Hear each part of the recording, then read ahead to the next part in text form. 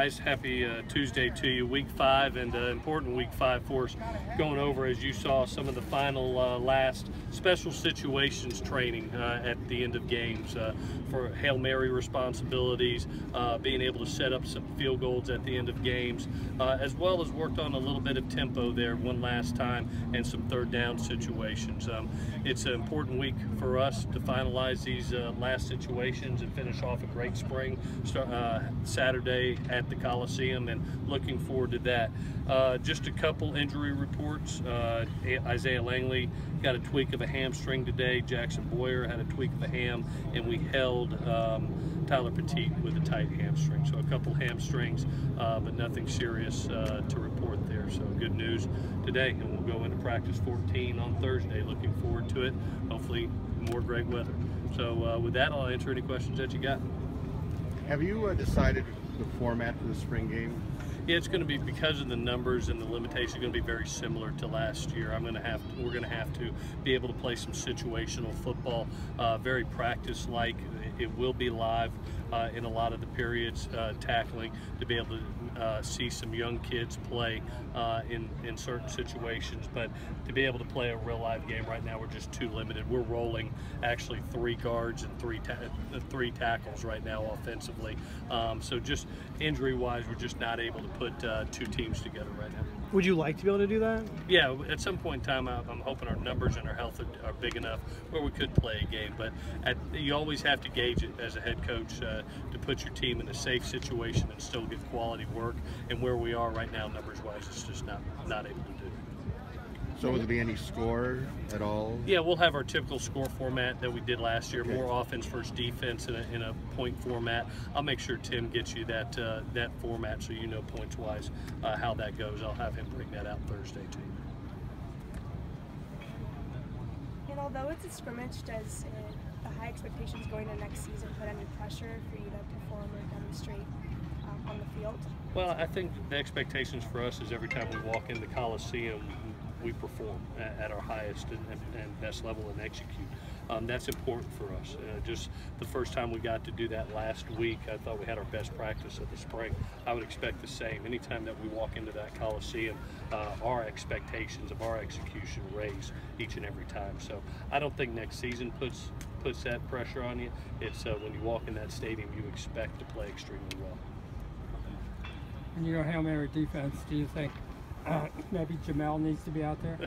Well, I tell you, one of the things that I saw today was Marvell, and being able to put him as the jumper with great height, great length, and just had our first team. You know, you have to be able to practice those situations a couple different ways. Sometimes you can't get another guy on the clock because the clock's running, so you may have your first string out there. So that's what we practiced today. We walked through it this morning. It's something that we do every Friday during the game week, so we did our regular Friday routine of rehashing that out for the kids' memory. Were you guys able to run the ball as often as you wanted to in spring with all the injuries, the running backs in the line? I thought we got good work. You know, basically when you watch our practices, they're really split up in run emphasis and then pass emphasis. The first half of practice is always a run emphasis. We're a run first football team and a run defensive football team, putting pressure on the quarterback to be able to play. So that's always the way we start out, and then we focus on the pass towards the latter part of practice. But we got effective work. I wish we had more numbers out here, but it is what it is, and we've made the most of it. Is anyone going to wear number 55 next season? We have not talked about that. I don't think. Nobody has come to me, to be honest with you, about that. If we ever get to that point, obviously you discuss it with those that have honored the number, and I get their opinion. But as of right now, we don't have any expectations of that, Scott. The wide receiver group has been a pretty interesting position battle so far this spring. So what have you seen, and who are you expecting to rise out of that group among the younger guys like Pittman and Bonds? Yeah, the 3 that really jumped out to me thus far have been Pittman, have been Tyler Vaughns, and Velus Jones. have really jumped out. It's good to see Josh getting the work that he's getting right now. You know, after being out kind of that first half of spring, he's really coming on right now, has made some nice plays. The other guy that really has stand out to me and had a really good spring has been Kerry Angeline as a young person. You know, after a red shirt season, what he's been able to accomplish in this spring, I think he's stepped his game up a level too. So those are the 4 kids that kind of jump out at me. And focusing on Pittman, do you think he's ready to take on a bigger role for the team? I hope so. We needed to. He's got the experience of being able to play in real life games. You know, he was the one kid out of those five that we signed that actually physically played both on special teams and as a role player for us offensively. So, and has had a great spring. He's made some big plays, a couple big plays for us in the scrimmage on Saturday. So can see his confidence rising, can see his execution rising. So we're counting on him next year to execute. If you were game planning, hypothetically, do you know who your number 2 back would be right now?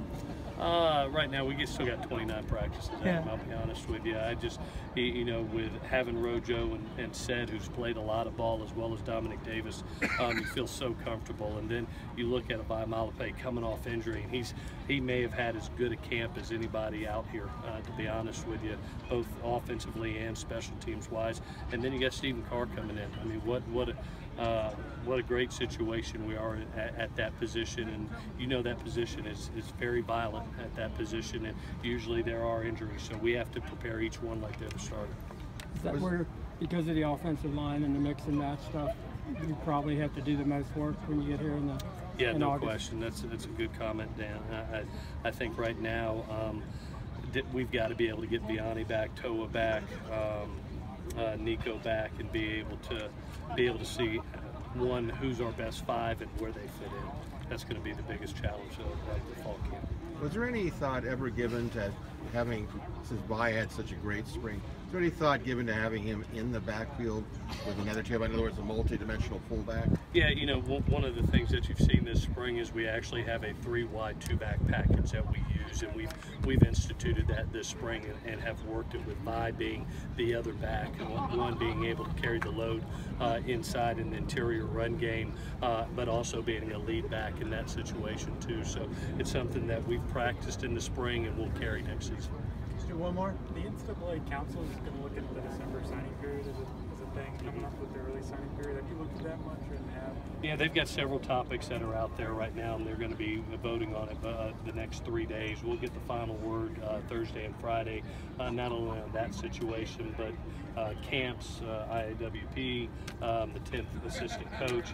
There's several topics that are going to be coming into play, and we're going to have to react and adjust as coaches in all those areas. You know, so we don't worry about things we can't control, but we have to be able to adjust once they happen. So if they do the midterm signing date in December, obviously that will speed up some choices that you have to make in your evaluations in spring. But you don't have a preference on this early signing date, whether it happens or not? Well, I can't control it. They're going to end up saying it. If they do it, it's going to speed up recruiting, just a fact. And, you know, you adjust to it. All right, guys, thank you.